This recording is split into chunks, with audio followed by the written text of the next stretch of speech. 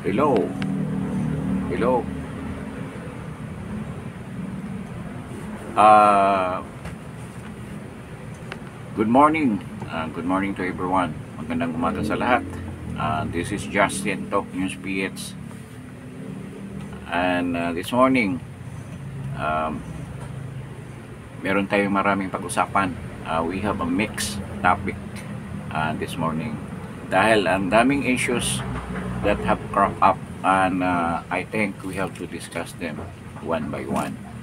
But yung regarding sa elections, marami ring aftermath of the elections, mga pangyayari, at maganda rin siyang pag-usapan.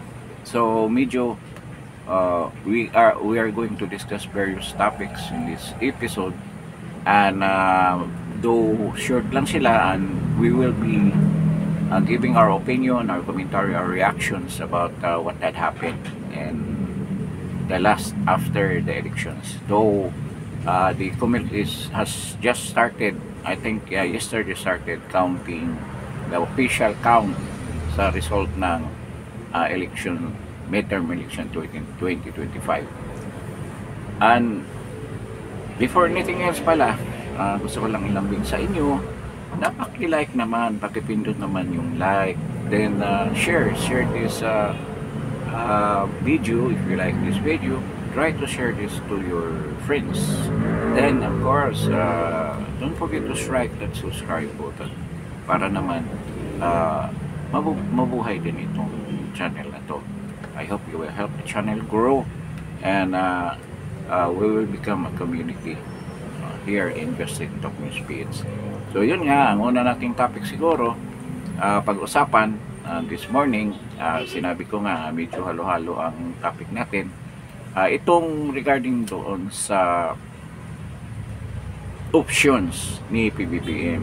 It seems that parang na short na yung options nila for the downfall of the Dutertes. They almost have done everything. Pero meron pa kayang naiwang baraha yan in the sleeves of PBBM, Tambaloslos and Lisa.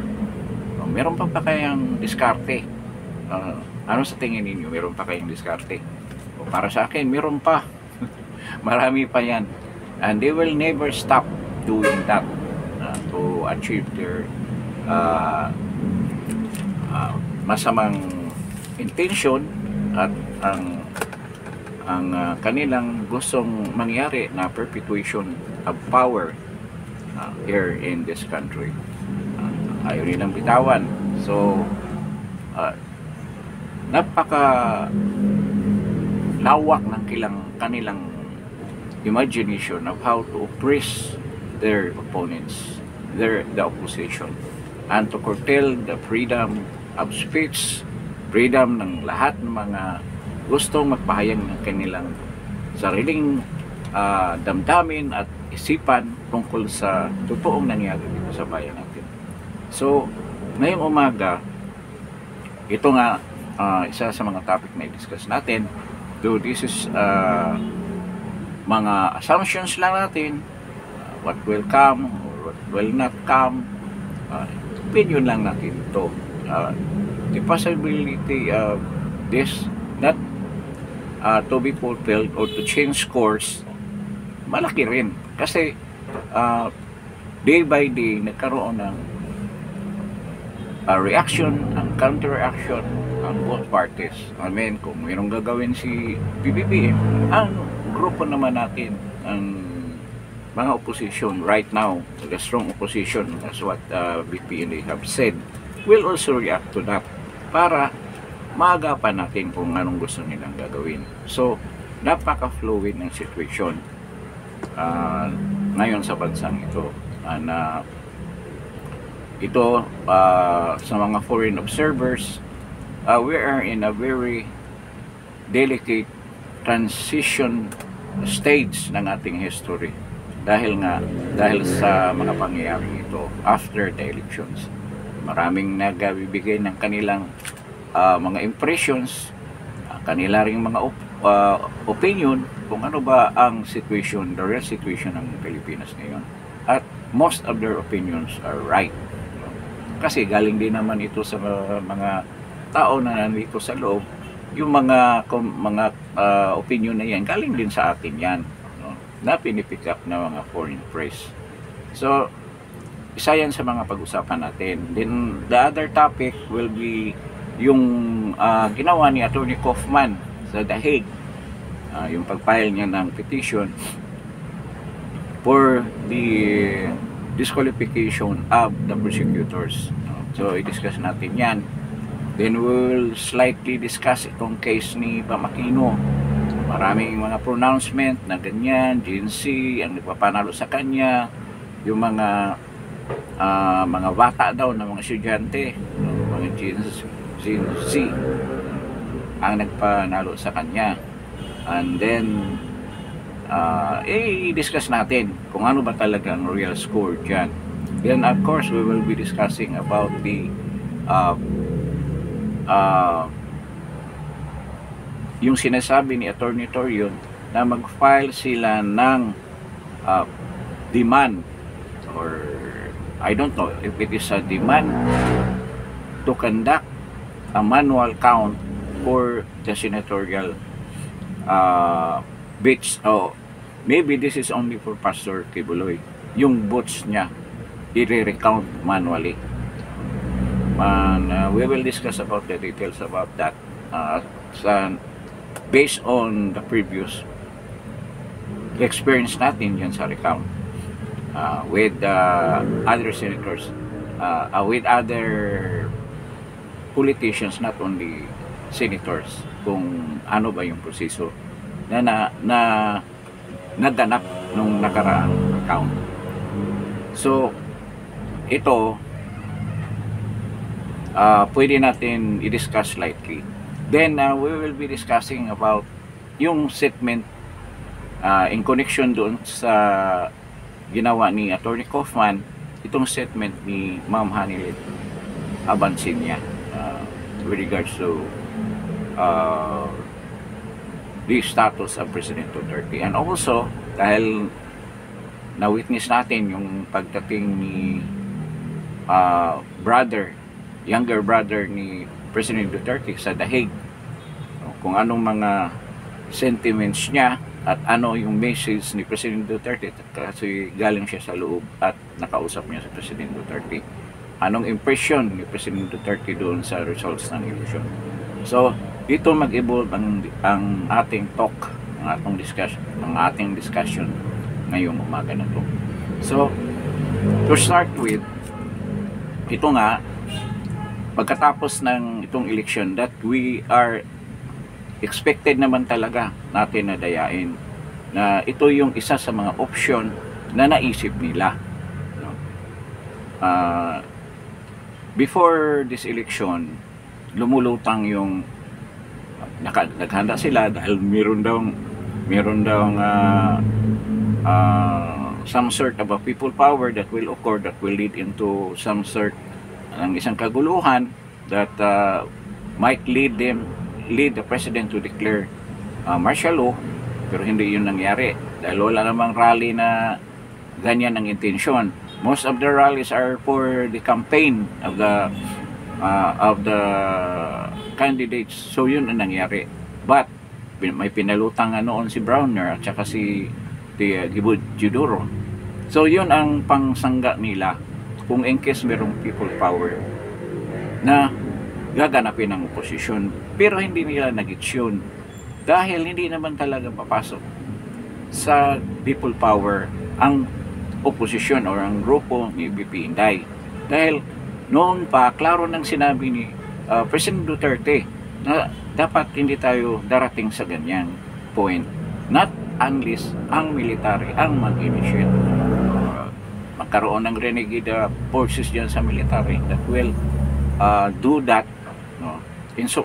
Nasusuportahan na ng mga tao, pero hindi yan nangyari, no? At ayaw ni President Duterte yan kung galing lang sa mga tao, no? So it should come from the military bago susuportahan ng mga tao.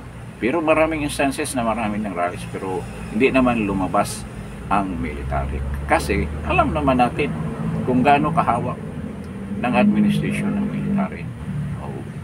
We discussed that for a lot of times already, and until now, uh, yung situation na yan have not changed. Talagang ang military hindi talaga sa bansa. They are partisan sila, and also lalo na yung pulis. Even BP Inday in her speeches na she wishes that magkaroon tayo ng PNP na hindi partisan. Kaya ngayon partisan eh. Lahat talaga sumusunod kung anong sasabihin ng politiko sa kanila. Which is contrary to the totoong purpose ng Philippine National Police. Kaya ginawang Philippine Constabulary na halos hawak ng mga local government officials nung araw before Marcos and during the time of Marcos. Kaya nga pinalitan niya ng Philippine National Police para hindi kontrolado ng mga politiko. But sad to say, nawala na nga ng control yung LGU, ang nag-control na mismo ang nasa taas. So, ganun pa rin pala ang mangyayari. Na pinilit ni President Ramos na magiging PNP na yan kasi ang daming mga atrocities, mga abuses na ginawa ng mga Philippine Constabulary noon. Yan, kasama sila Lacson. Kasama yan, PC yan si Lacson. Yun si Fidel Ramos, PC rin yun. Silang gumagawa ng atrocities. Kaya nga, isa sa mga nagtulong para naghihikayat in contradiction ng ibang mga tao na magiging makakaliwa dahil sa mga abuses ng Philippine Constabulary. Kaya umabot tayo dyan sa PNP na ngayon, ganoon din naman. Hindi nga sila nahawakan ng mga local government officials like the mayor, like the governor, like the congressman. Pero ngayon naman, ang mismong pamunuan ng bansa ang mihawak sa kanila. Diba? Hindi sila independent body, hindi sila independent organization. So, yan ang pangit na pangyayari. So, balik tayo doon sa nawawalan na sila ng option. Ito, yung ginawa nilang cheating, massive cheating, medyo hindi talaga that successful. Nakikita naman natin ang result. Ang result ng election, 5 lang ang lumusot ng kanilang mga kandidato. At these are mga branded na itong nanalo. Dito sa top 5. Si Bongo, si Mama Aquino, si Bato de la Rosa, si Erwin Tulfo, at saka si Kiko Pangilinan. Itong dalawa, dilaw. Si Kiko at saka si Bam. Ang itong dalawa naman ay Duterte. Duterte senators. Si Bato at saka si... So, isa lang talaga ang nasa alyansa. Si Erwin Tulfo. Na si Erwin Tulfo naman, it's a Tulfo, branded na yan. Nag-exist na sila before nga kay Gloria pa, nandyan na sila. Diba, nagkakaso pa nga si, I think it was Erwin, Rafi, during the time, against Mike Arroyo, sina Erwin. Nandyan na sila, talagang brand na yung Tulfo na yan. So, hindi yan na-create ng BBM administration. Pati si Tito Soto and Lacson. Iba naman ang tinakbuhan nilang nakaraan na eleksyon. They run against BBM during the 2022 election. Silang tandem na yan, si Tito Soto at saka si Lacson. So, ibig sabihin, hindi talaga sila original na alyansa. At lalo na si Pia Cayetano. Siguro si Lito Lapid pwede pa na talagang alyansa yan. Pero si Pia Cayetano, hindi naman talaga yan bubuto against for the impeachment of VP Sara. Diniscuss na natin yan maraming beses. So itong option na to na cheating. Kaya failure din si George Garcia na ma-reach yung objective nila na 10-0 or 12-0. Wala. Nabiyak pa nga sila eh. So, hindi successful. Though marami talagang naging casualty, sina Pastor Kibuloy na I think ay biktima ng dagdag bawas at yung ibang mga kandidato ng Duterte. We will discuss that later kung bakit nangyari yan. No? Bakit nang biglang sumipot dito si Bam Aquino. Isa lang ang dahilan yan. Sabihin ko sa inyo, isa lang. Bakit? Bali, dalawang reason bakit nalaglag yung Duterte. So, yan, nawala na sila ng option. So, ano kayang sunod nilang option? Clearly, itong impeachment. But, sa nanalo na mga senator, parang matatapos na yung ambisyon nila dyan sa impeachment. With the majority of senators winning in this election against the impeachment of VP Sara. Previous vlog ko, in-explain ko na mabuti, inisa-isa ko pa yung mga senators na yan. Yung would-be senators na uupo ngayong 20th Congress. So, nakikita na natin na parang hindi talaga maging successful yung impeachment. And then, ang napakatindi pang pangyayari, magiging lindak na yan si PBBM. Kasi ang mga politiko, makikita na yung sunod-sunod niyang failure at ang economy natin ay pabagsak na. Walang mga projects, naghihirap yung mga tao, ang inflation hindi nakukontrol. Aside from that, but the main disgust na nagiging massive protest na, na indignation vote na nangyari against the kidnapping of President Duterte, na yun naman ang hindi sinasabi ng media natin, mainstream media. Gusto nilang ipalabas na para daw makorek ni PBBM itong pangyayaring ito, na ang mga tao will be swayed back to his side. So ang gagawin daw, susundin lang daw yung yung yung mga programs, yung mga balak na mga isasampang mga batas diyan sa 5 senator, the first 5 senators. Do you really think na yan lang ang reason?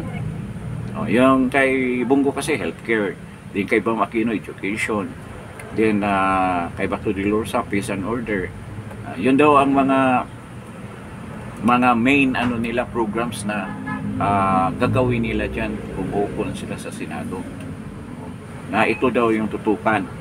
Anong si Erwin Tulfo, social services. Si Kiko, ano ba si Kiko? Ano bang niya?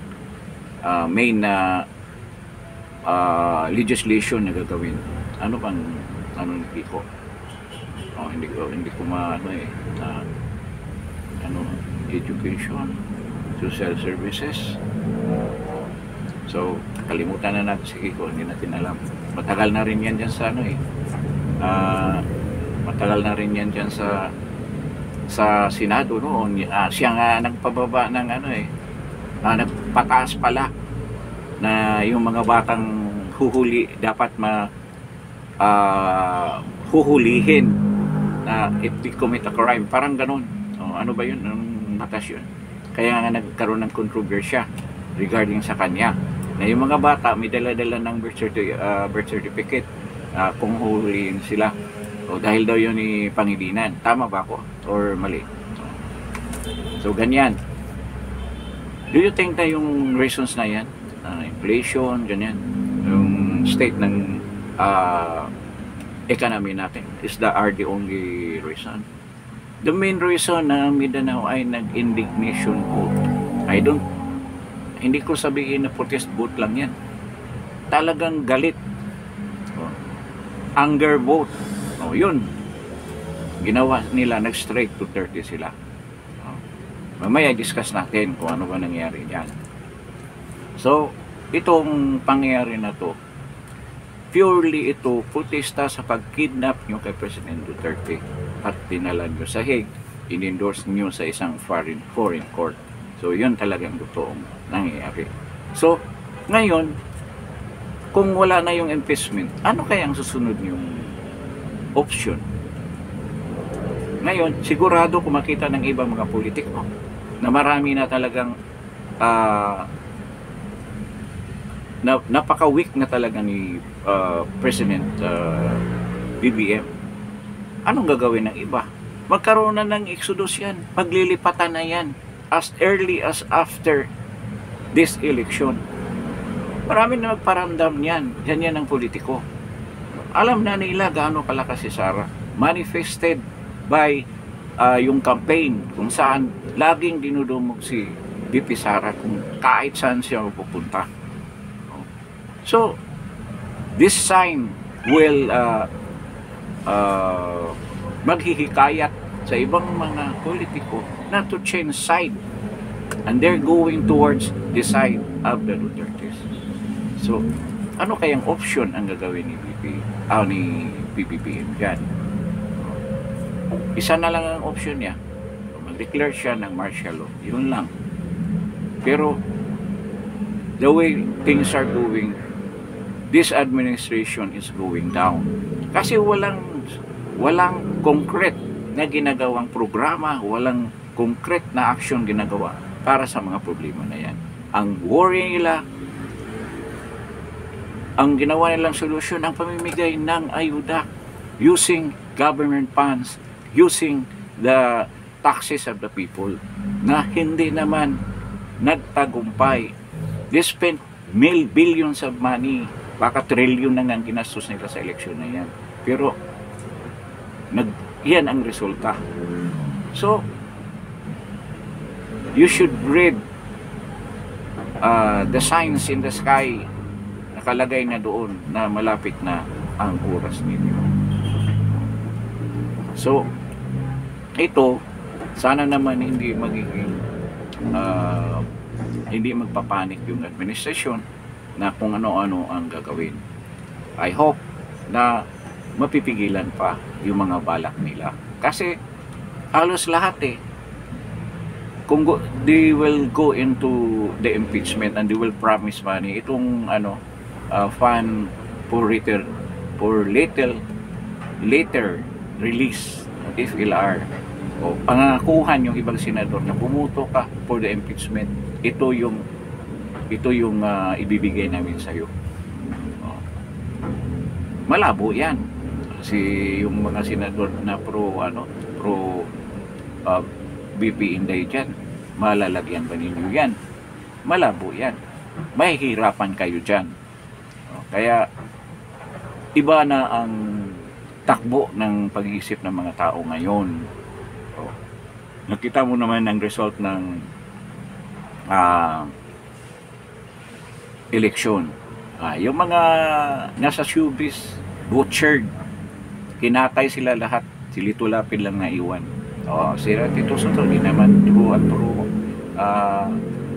talagang artista yan, diba? Matagal yan sa Senado. At sa totoo lang, sina Lacson at Tito Soto, ang tagal na niyan dyan. They have already established their supporters. Matagal na. Kaya yung bumuto sa kanila, yun din ang bumuto. Tingnan mo yung numbers of na garner nila na votes. Halos pareho nung tumakbo silang senador pa, at ngayon the last election na tumakbo sila Vice President and President, si Ping at saka si Tito. Ganyan ang nakuha nila na boto. So expected na talaga. Nakita mo naman ang nangyari kay Erwin Tulfo, touted as maging number 1 senator. Ano nangyari? Naalpasan pa nga siya ni Bam Aquino. Diba? Kaya failure talaga yung ginawa nila, despite the fact that they spent billions plus yung dagdag bawas pa at iba pa mga kabalastungan na ginawa nila dyan sa eleksyon na yan. Diba? Kaya malungkot sa side ni PBBM ang pangyayari. At this time, parang short na sila sa option to put down the Dutertes. Yun ang katotohanan. So, going into the next topic, dito naman sa impeachment, I have discussed that thoroughly in my last vlog. Ngayon, pag-usapan naman natin itong kay final ni Attorney Nick Kaufman. Yan. Kasi nag-file sila nung una, I think last week of April, with regard to the two judges dyan sa ICC na during the inquiry or the hearing noong nag-appear si Solicitor General Medardo Guevara na natalo ngayong Pilipinas kasi ang bumoto for the complementarity issue, 3, pero yung 2 nag-abstain. Tama ba yun? With regards to the jurisdiction, they decided for the jurisdiction na meron daw ang Pilipinas during the withdrawal, after the withdrawal ng Pilipinas sa ICC. So ito, yung judges na 2 na yan, yun ang finailan ni Nick Kaufman noong April ng inhibition, na hindi sila pwedeng sumali dyan sa inquiry na yan, sa hearing na yan kay PRD with regards to the issue of jurisdiction, dahil nakapag-desisyon na sila noon. So kung titingnan mo naman, tama rin naman si Nick Kaufman. Meron na silang preconceived judgment na talagang merong jurisdiction ang ICC sa Pilipinas. Bakit isama mo pa sila ngayon? So, ang final ni Nick Kaufman noon, inhibition. So, dininay yun dahil daw ang nag-request noon na lalapit yung 2 doon sa presidente ng ICC. Hindi daw ang mga judges, kung hindi ang mismong presidente ang nagpatawag sa kanila. So, ang ginawa, final ulit ni Nick Kaufman, pero ngayon disqualification na, disqualified na sila na ahawak dyan sa case with regard to the jurisdiction of ICC over the Philippines. So yun ang maganda. Next month, June, sasagot yata ang prosecution. Magko-comment sila dyan, then later magkaroon na ng decision. So before September 9 ba? September 8 or September 9 confirmation hearing, magaganap yung decision. Sa tingin ko, ito yung basihan doon sa sinabi na ni Ma'am Hanilet na talagang makauwi na si President Duterte at walang makakapigil niyan. They were positive na paboran itong case ng ng defense lawyer ni President Duterte na wala talagang jurisdiction ang ICC over the Philippines. Dahil sa mga in-explain na natin na mga reasons. So, yun ang sa tingin ko. They have advanced information from the defense lawyers na napakalaki ng probability na si President Duterte mapauwi dito pa lang sa binobrought out nila na case, ang linalatang nila ng case dyan, na petition dyan sa ICC with regard to the jurisdiction issue. So, sa tingin ko naman, yun din ang impression ko, na talagang papabor dyan. I don't know, hindi natin alam kung anong pag-iisip. Pero kung susundan mo yung tamang lohika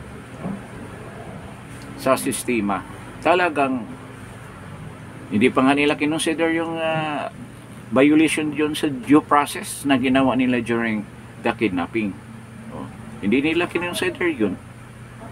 I don't know kung kailan yun i-discuss or nag-file ba si Nick Kaufman sa kaso na yun, sa pangyayaring yun. Pero parang hindi nila finukos dyan. Kasi siguro naisip nila na hindi ganong mabigat. So, ngayon, itong yung petition with regard to jurisdiction, dyan sila nakafocus. Very inspiring yung sinabi ni Ma'am Hanilet na walang makakapigil during her interview doon sa Davao nakaraang gabi. So, other than that, with regard, kasi dumating nga yung kapatid ni President Duterte, siya ngayon ang nandoon, nagbabantay kay President Duterte para hindi naman gaanong malungkot. Marami siyang binigay ng information din dahil nag-usap sila, nakapasok siya doon sa loob.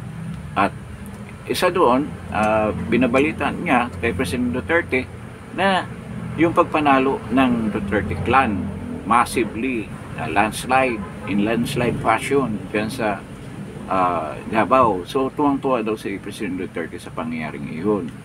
At itong panalo na to, sa impression naman ni Nick Kaufman, napakalaking bagay din. Kasi, ibig sabihin, solid pa rin yung tiwala ng mga tao sa kanya. At nakikita naman ng ni Nick Kaufman, at sigurado nakita rin ng mga judges yan. Kasi, lahat na ng pangyayari with regard to that case, titingnan nila yan. So, pati yung birthday ni President Duterte, at saka yung mga Pilipino dyan sa harap ng ICC, doon sa Duterte Park, na nandiyan lagi, hindi nawawala ng tao. Malaking bagay yan, na itong mga allegations na sinampa nila kay President Duterte ay puro lang yan mga accusations na walang kasihan, walang solid na ebidensya. Kaya, nagkakaroon ng magandang epekto yung pagpapanalo ni President Duterte at yung pamilya niya, mga anak niya, mga apo niya dyan sa Davao. Malaking bagay yan na trust and confidence ng mga tao ay nandyan pa kay President Duterte. At sigurado yan, may impact yan dun sa kaso niya sa Dahig. So, natutuwa daw si President Duterte with regard to that. Then, yung na-mention na yung 5 lang ang nanalo, nauna kasi na-mention na 5 ang nanalo na Duterte. So, parang naano siya, parang nalungkot. Pero nang sinabi na 5 rin ang nanalo sa sa alyansa, medyo tumaas yung spirit niya dahil nalalaman niya na parang balanse. Then he had worries about the impeachment of VP Inday Sara. So siguro inanalyze nila, nakikita din niya na yan pala ang mangyayari dyan sa impeachment. Kaya medyo sumaya na naman si President Duterte. So, okay naman siya, sabi ng kapatid niya na si Bong, at nagpapasalamat siya sa lahat ng Pilipino, lalo na yung nagsasakripisyo dyan sa Daig, na araw-araw nagpupunta dyan. Yung iba nga yata, yung lalo na yung taga Netherlands, dyan na tumitira hindi na umalis dyan. Dyan na sila. Naging community na sila dyan. Marami dyan from other countries siguro, yung iba baka nagbabakasyon lang, nandyan sila. At maraming mga locals, mga Pilipino, Filipinos na napupunta dyan, para lang sumuporta kay President Duterte. Instead of going to other places in a vacation, they go to the Netherlands. Kaya tataas ang GDP ng Netherlands dahil sa daming turista na dumating galing Pilipinas. So, nakakatulong ang Pilipino sa negosyo ng Netherlands, sa economic situation ng Netherlands, lalong tumaas dahil sa presence ng mga Pilipino. Totoo din naman yun. Dahil ang Pilipino pupunta dyan, hotel naman yan, gumagastos din. Kaya malaking tulong yan sa bansang Netherlands. So ito, maganda pa rin ang pangyayari dahil nga dito sa mga binabalita ni Bong, ng kapatid ni President Duterte, na naman siya, ecstatic nung narinig niya na nalo na yung mga anak niya. So, merong darating na maraming event yan sa The Hague, dyan sa fronting the detention cell ni President Duterte sa ICC at sa Duterte Park. I don't know kung saan nila i-held yan. Ngayong 17 daw, karoon sila ng, I think, marcha. Magmamarcha sila siguro around that place. Then, sa 24, parang forum in preparation for the 31st birthday ni Vice President Sara, na pinangako na ni Vice President Sara na doon niya i-celebrate sa The Hague together with her mother, Elizabeth, at kay President Duterte. Kasi hindi pala nakapasok to sa Ma'am Elizabeth nung una niyang bisita doon, na hindi siya nakasama doon sa hiningi nilang permit for a visit. So this time, pupunta sila ng dalawa, si VP Sara, at sa 31 magkaroon ng forum din si Vice President Sara sa The Hague. So I think marami rin ang pupunta dyan this time para sumama dyan, susuporta kay Vice President Sara and PRRD. So ngayon, they are gearing up for the preparations of this series of activities dyan sa The Hague. So maganda yan ang ginagawa nila. So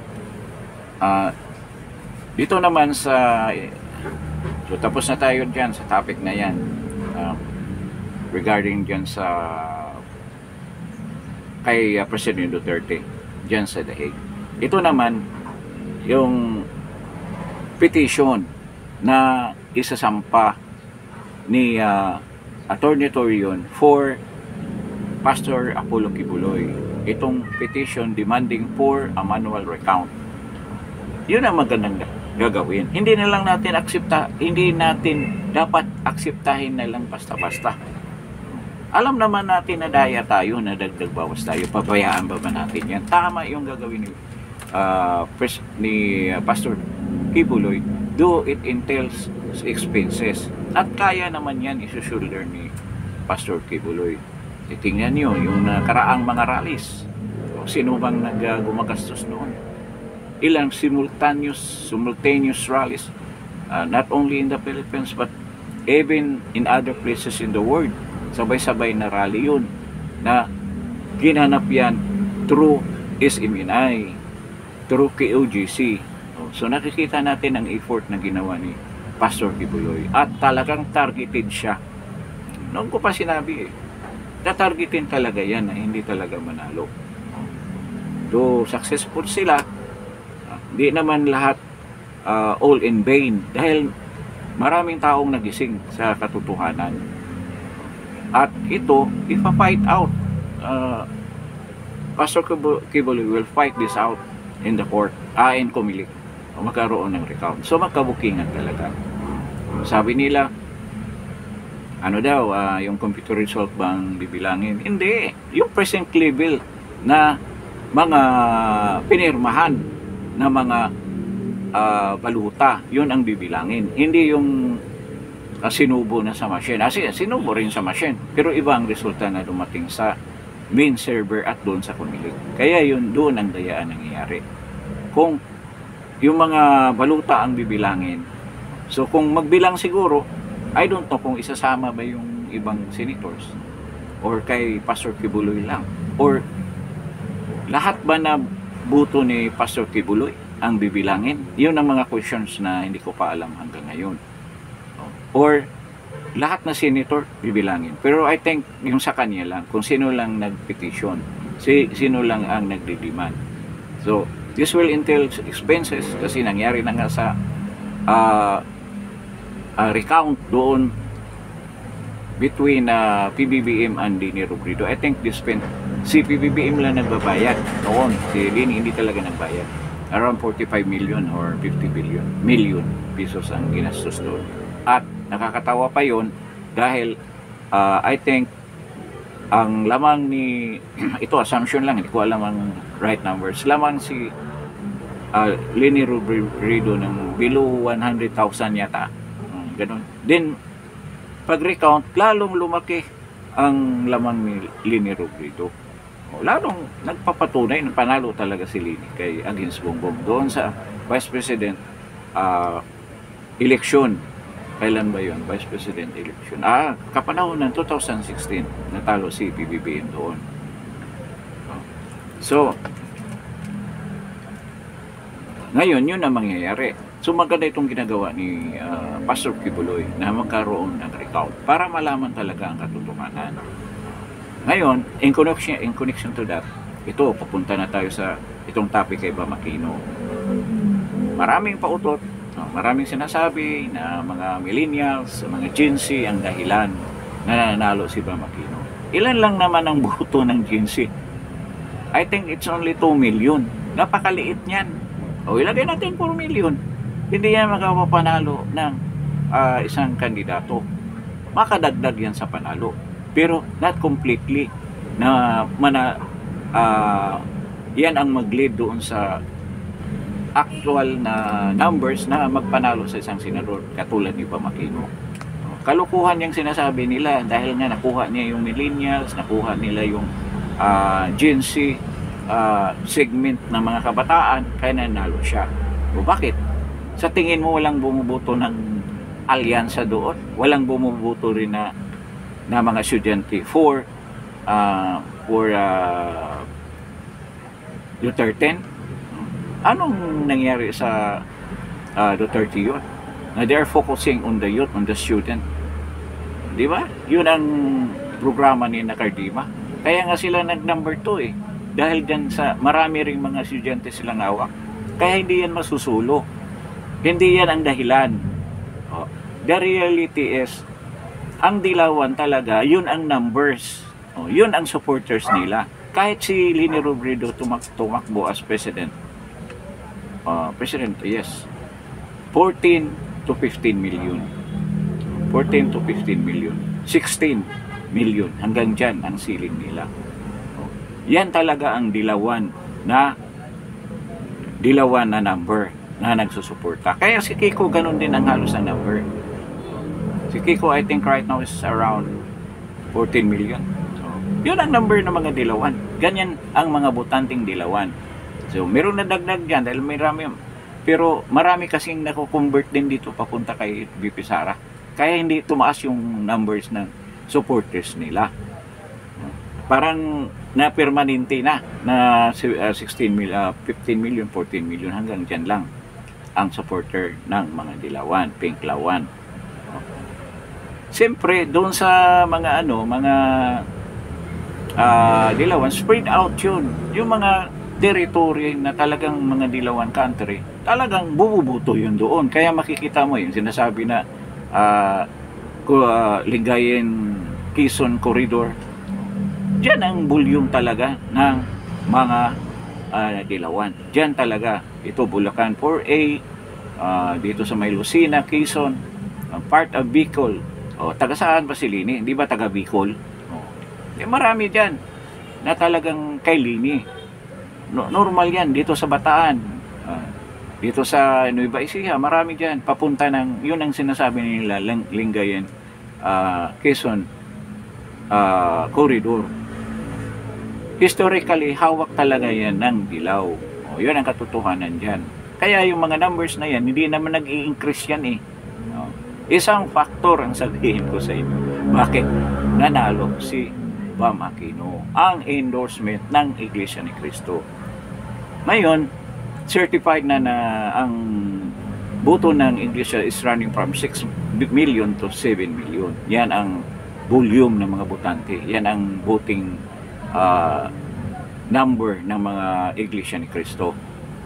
So, ito ang bumuto sa kanya at ito ang nagpanalo sa kanya. So, you can imagine 14 million plus 6. Kaya naging 20 million siya.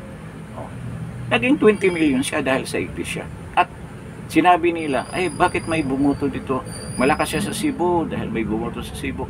Meron nakakuha siya ng 2.2 million sa despite na Duterte country. Nag-stretch sila ng nakapasok pa rin si Bam Aquino sa Cebu, and then meron siya nakuhang boto rin sa part ng Mindanao. Bakit? Ang Iglesia kahit saan-saan yan eh. All over the country ang Iglesia. Siyempre, yan ang sinabi ng nila, doktrina nila na yan lang ang iboto, o dapat yan lang ang sundin dahil yun ang kumanbot ng pinuno nila na ito lang ang dapat nating iboto, huwag na magboto ng iba. Sabihin din natin anong reason bakit binuto yung sina Bam Aquino na mga dilawan naman. Ngayon, yung mga iglesia kahit saan yan, meron sa Cebu, meron sa Mindanao, sa Iloilo, lahat na all over the place. So yung mga lokal na yan, bumuto kay Bam Aquino kasi yun ang sinabi ng pinuno, kumanbot yun. Kaya kung makita mo doon sa mga result, ang daming bumuto dito. Nalulusutan ng Duterte, bumuto. Ay bumuto nga iglesia kay ano eh, kay Bam Aquino. At siyempre yung kay Kiko naambunan. Pero yung 14 million talagang binuto siya. Yan ang katotohanan dyan. Ito, prangkahan ha. Wag naman maano yung mga iglesia. Dahil dyan sa buto na yan, umabot ang number nila. Except for Kiko Pangilinan. Siguro may bumuto rin na mga pero yung nga sabi, wala sa listahan eh. Yun lang daw susundin nila. Assuming na yan ang talagang ginawa nila.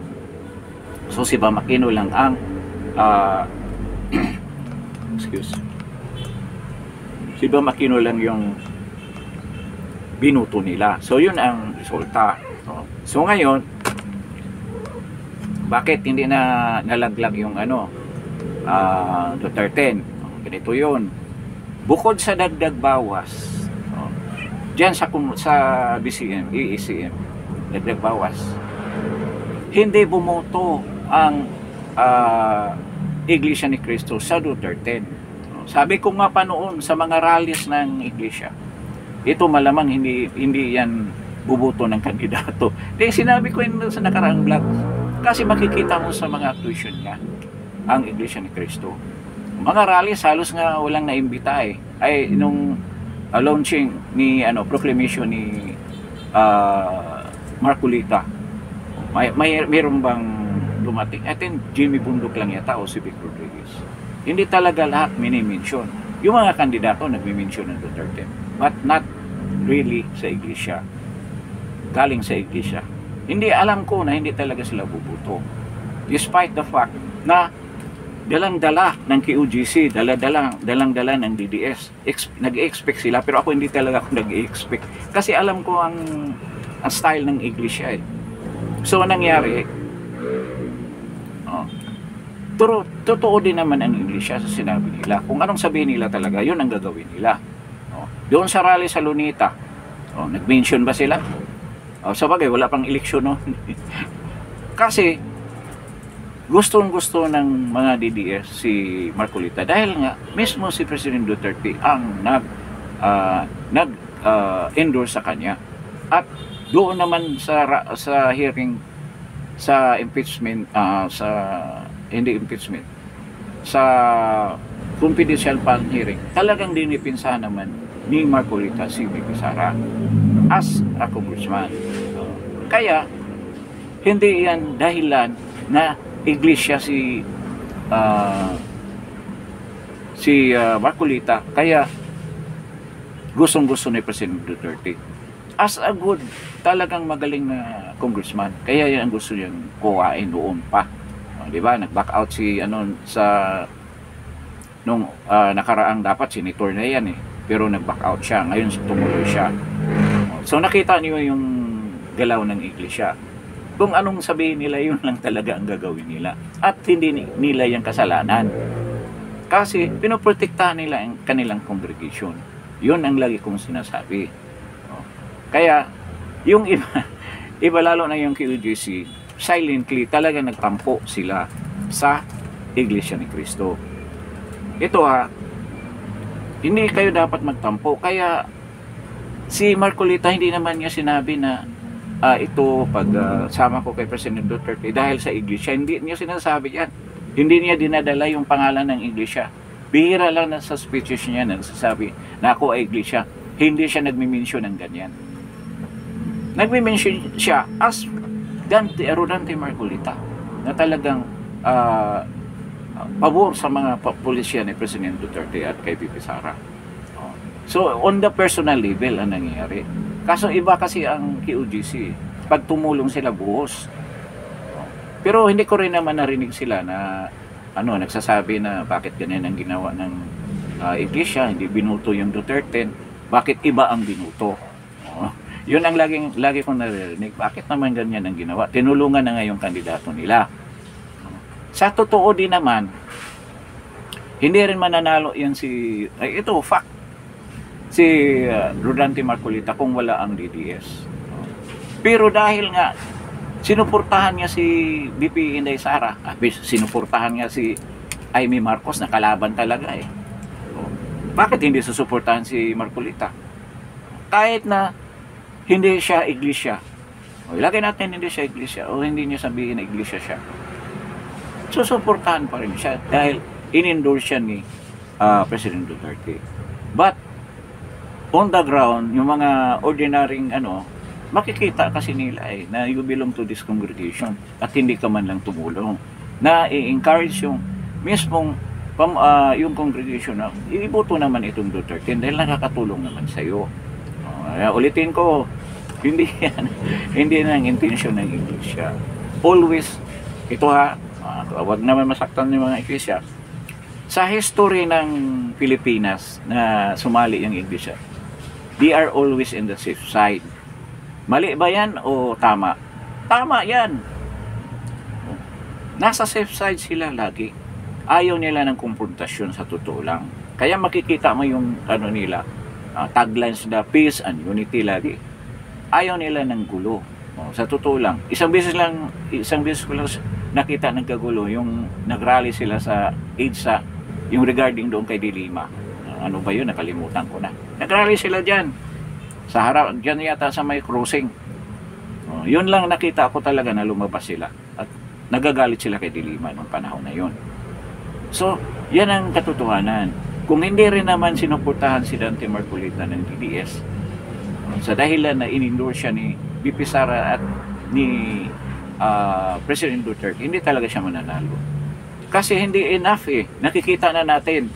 Meron akong vlog dyan na nagagalit sa akin yung taga-iglesia. Bakit sinabi ko daw na 5 to 6 million, 7 ang buto. Nakikita na natin. Ilan ang buto talaga ninyo. Siguro merong hindi bumuto. Basta yun lang ang number. Historically, nakikita ko na yan with the previous elections. Running from 5, 6, 7 million ang buto. Ang mga voters galing ng Iglesia ni Cristo. At they are voting as a block. So kung yun lang ang number plus yung Sagip Party, na Muslim naman iglesia rin ang midala. So yung ibang kooperatiba pala sumasama rin dyan kay Congressman Marcolita. Sa tingin ko hindi siya mananalo with that number. Naaabot siya ng ilan ba mga 19 million 19 or 18 million. Hindi siya aabot dyan. Kasi nakikita natin ang boto ni Bongo. Si Bongo talaga binuto dahil in-endorse siya ng Iglesia ni Cristo. So sa tingin ko na ang katulad ni Bato mga 19 20 million ang boto ng DDS ng supporter ni President Duterte dyan, plus yung 6 million. Kaya makikita mo dyan sa train na yan, maraming Duterte supporters na hindi nag-straight. Kasi hindi pare-pareho ang boto nakita mo si Bato. Si Bato 18. Ay in-endorse siya ng iglesia. 6, minus 6 yung 18. Di around 12 lang ang nakukuha niya. At ito yung mga Duterte supporters. So meaning, kung 18 siya or 19 or 20, so yung 14 million lang ang talagang mga DDS, yung mga supporter ni President Duterte ang bumuto sa kanya, plus 6. Pero yung 14 naman, pasok pa rin yun. Kaya ito si Bam Aquino, sa tingin ko, papasok din naman yan sa later na part. Pero kung tulad ni Jimmy Bundok, ilan ba si Jimmy Bundok? I think 11 or 12 million. Ganyan. Kung bumuto ang iglesia sa kanya, pasok siya sa budget. Maalpasan niya si Camille Villar at si Lito Lapid. Kung bumuto yung iglesia, pero hindi Kaya yun ang tampo ng mga nasa Duterte. Magkasama tayo sa lahat na rally, in-endorse ka namin kahit saan, na sponsored by KOJC, pero yung kandidato namin, hindi naman ninyo din nila. May katwiran din sila. Pero hindi nga nyo naintindihan ng iglesia. They are always in the safe side. Madaling salita, sigurista ang iglesia. Sigurista sila. Nakikita mo naman yung in-endorse nila. Mixed yun. Wala magtampo sa kanila. Diba? Wala magtampo. Yung mga dilaw ba, nandyan si Bob. Si Bongbong. Nandyan si Nandyan si Pia Cayetano, si Erwin Tulfo, si Lito Lapid, si Tito Soto, tsaka si tawag nito, Ping Lacson, nandyan. Hindi magtatampo. Then, ang Duterte, nandyan si, kahit na humabol na si Aimee tsaka si Camille, dahil in-endorse din ng Iglesia ni Cristo. Yun talaga ang ano ba yung term sa yun ang nag-afflict ng mga boto, yung boto ng Iglesia ni Cristo. Sila talaga sa totoong pagkasabi, sila ang nagpapanalo ng mga kandidato na yan. Kasi established na yung mga numbers ng mga kandidato lalo na si Aimee tsaka si Camille Villar, kahit bago pa si Camille, pero former politicians na sila, meron na silang established na bailiwick ang mga excuse, both of them, yung lahat na yan, meron na silang bailiwick, meron na silang regular na supporters, plus yung iglesia. Kaya kung titingnan mo, iglesia napakasigurista. At yun naman sa the past regimes, from Ramos, laging nandyan sila, at middle ground sila lagi. Sigurista nga, safe lang sila, which is good naman para sa kanilang congregation. Pero sa iba, iba naman ang natin, iba ang prinsipyo natin with regards to kung sasama ka sa isa talagang all out. Hindi yan ganyan ang iglesia. Hindi yan nag-all out. Nakita mo nga, Bamakino o Dilawan, slightly siguro meron din bumuboto kay dyan, Pangilinan. Then si Bong Revilla, of course si Bong Revilla, Bongo, si Bato de la Rosa at saka si Marcolita, plus si Aimee at saka si Camille. Lahat yan na-endorse ng Iglesia ni Cristo. Isa lang ang hindi nalaglag yan, si Bong Revilla. Bakit? Si Bong Revilla kasi nagdadalawang isip yan. Lumutang kasi noon na magpa-endorse siya kay BP Sara. So kasi ang meron niya tong congressman, I don't know kung sino, na kapatid ba o kamag-anak ni Lani o ni Bong, na bumuto against the impeachment of BP Sara. So may ikis na yun sa kanila. Nasundan pa nito na bulong-bulungan, siguro narinig ng baka hindi sa atin yan, kakampihan ni BP Inday Sara. Ganyan ang kasi lakas din naman yan si Bong lakas din si Sara noon. Naging presidente nga ng yan, lakas. Bago maging tama yun, naging presidente siya sa lakas. Nung in-endorse nila si BP Sara as candidate for president, vice president noong 2022. So, nung nalaman yan ng alyansa ni BBM, hindi na yan sinuportahan ng mga alyansa candidates. Yun ang nangyari. Alyansa supporters. So yun ang nangyari. Laglag si Bong Revilla. Talagang iniwan siya ng alyansa. Yun ang katotohanan. At hindi nakatulong yung endorsement ng iglesia. So napakababa. Kung titingnan mo siguro, ano ba si Bong ngayon? Nasa mga 12 million, something like that. -6, so napakababa na nakuha niyang boto. Dahil umalis sa kanya yung alyansa. Inalisan siya. Talagang linagdag siya ng mismong alyansa. Kaya talo siya. Yan. Kung ang ginawa niya, tama na yun, siguro naramdaman na niya na talagang iwanan siya ng alyansa. Gustong magpa-endorse kay BP Sara. Hindi niya tinuloy. Kung tinuloy pa niya yan, pero naunahan siya ni Aimee Marcos Kasi 10 na ang Duterte naunahan siya ni Aimee Marcos, hindi natuloy. Laglag siya.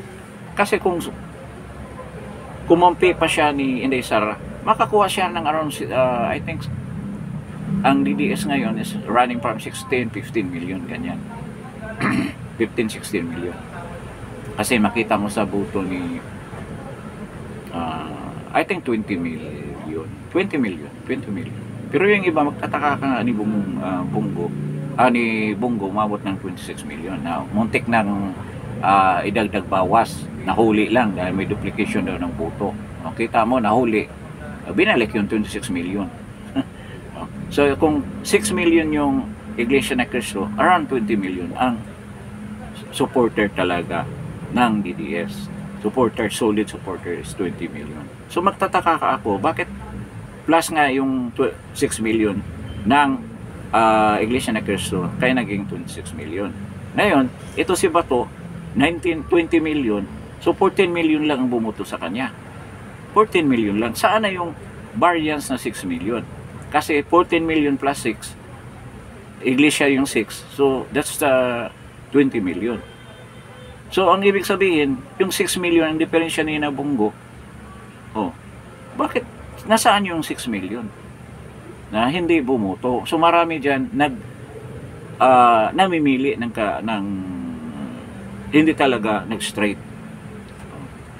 Dito ito sa Visayas nangyari at saka part ng Luzon. Maraming part ng Luzon nangyari. So, kasi dito sa Samar Atleti, Region 9, nananalo si number 1 si Bongo, number 2 si Bato de la Rosa. So, ang numbers na yan are coming from Manila, from NCR, around Bicol area, Calabarzon, yung mga numbers na yan. So, yan ang history niyan. Kaya yung mga KOGC, though hindi naman sila hindi naman din ganyan ang KOGC. Kung marami nang pangyayari sa kanila, lagi pinasadyos lang nila lagi. Yan din naman tamang gagawin. Kasi talagang hindi ka iwanan ng Diyos pag ganyan ang lagi mong hinihingi. So, ang KOGC naman, pero doon sa mga other DDS supporters, yung mga DDS, yung mga supporter ni President Duterte at ni Bibi Sara, yun ang sinasabi. Kaya pinapaliwanag ko sa kanila. Kung kayo nag-observe ng politika, tingnan yung iglesia, hindi talaga yun. Hindi yan. Kita mo naman, doon pa lang sa rally nila, para maniwala kayo sa akin, rally nila, 2 million, 3 million ang umatin all over the Philippines. Yung January 13 rally. Ito, anti-impeachment rally favoring Vice President Sara. Anong nangyari doon sa rally? Anong tagline nila? Anong sinasabi nila before the rally?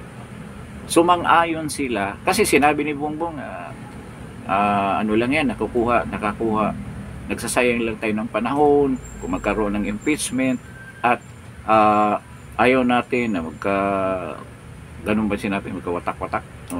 Sinabi niya na sayang it's not progressive, it's a storm in a teacup. Yun ang ibig sabihin ni PBBM.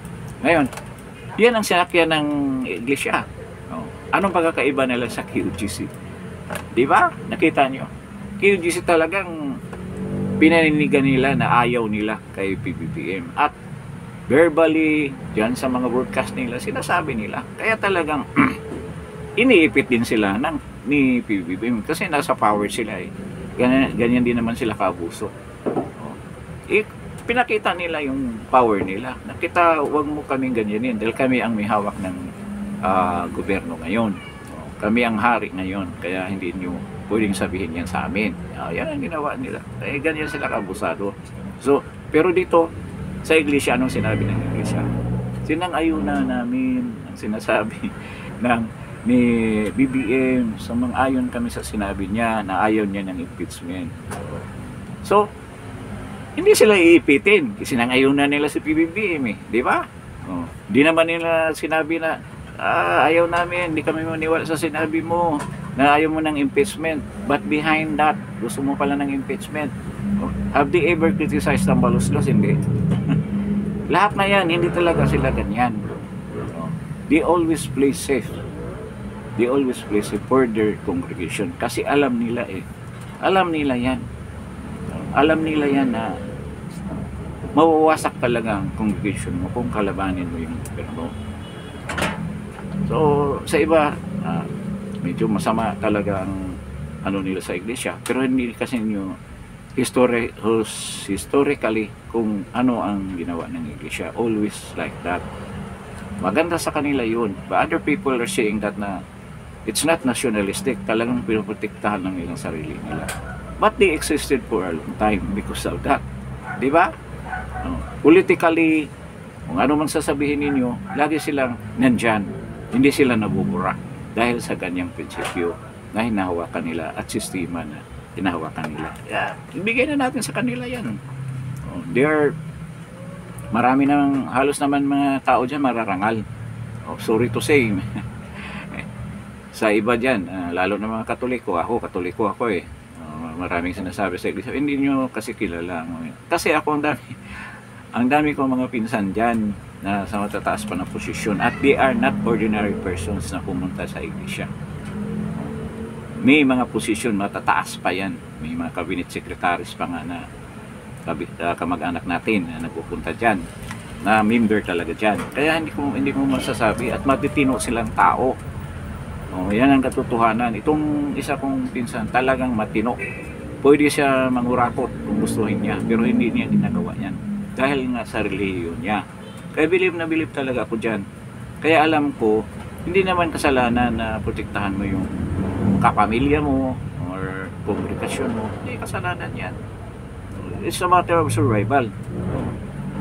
Lalo na ngayon na napakalupit ng rehimen. Kung kakalaban ka, o anong mangyayari sa mga member mo. Ganun. Hindi rin naman sila nasa gitna sila eh. Hindi naman sila kumangkampi completely kay BBM. Ngayon, ang ginagawa nila, si Marcolita nagsasalita against sa government. Maraming pronouncement si Marcolita, but they are not personal. Sa issue lang talaga si Marcolita. Ang ginagawa ni siya, pinabayaan nila ang kandidato na sasabihin. Siya ang naging mouthpiece. Pero directly coming, any criticism directly coming from the leaders of the Iglesia ni Cristo as a religion, hindi mo maririnig yan. Hindi mo talaga maririnig. Compared sa KOJC, si Pastor Kibuloy kasi kaibigan ni President Duterte. In fact, siya nga ang spiritual advisor. Natural, nakakampi siya. At sasabihin niya ang gusto niyang sabihin against the government. Kaya yun ang nangyayari sa kanya.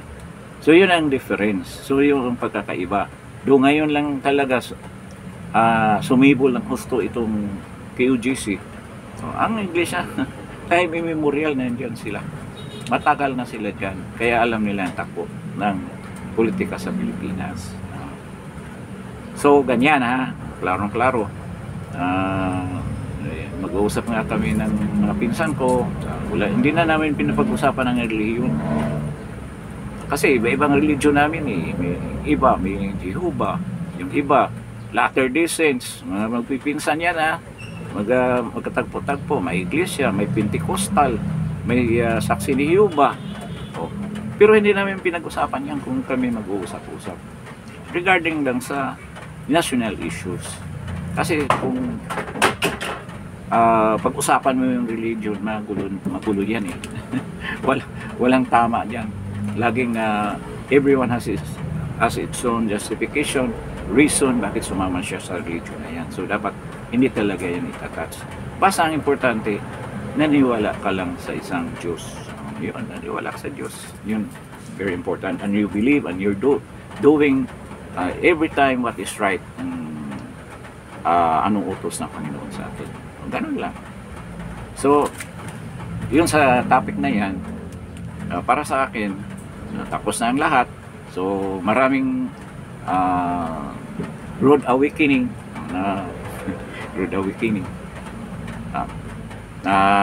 nagising tayo na nalaman natin na ganyan ang totoong pangyayari. So, we almost touched everything. So, siguro, we are waiting for any other development. Kung may makikita akong worth na i-vlog natin para lang ma-expound natin yung mga issues dyan sa mga bagay na dapat natin pag-usapan. So, maganda na you make your comments din with regards to this topic. Sa napakarami ng diniscuss natin, pakinggan lang ninyo kung nakikinig kayo in part or in whole, maganda rin. Kung ano naman narinig nyo, you make your comments. So with this, medyo mahaba na yung pinag-usapan natin. Thank you for coming over to this broadcast to Justin Talk News Page, and I hope you will continue patronizing or following this channel. At maraming salamat doon sa nag-subscribe, also sa mga dati na ng subscribers natin. I promise na next time siguro I will be thanking you on dito sa broadcast kung meron na tayong time. I will be mentioning some of your names to thank you for subscribing Justin Talk News Page. So with this, maraming salamat at God bless sa inyong lahat. At to our OFW subscribers and listeners and viewers, maraming salamat sa pagdalo ninyo dito sa Justin Talk News Page at good morning sa inyong lahat.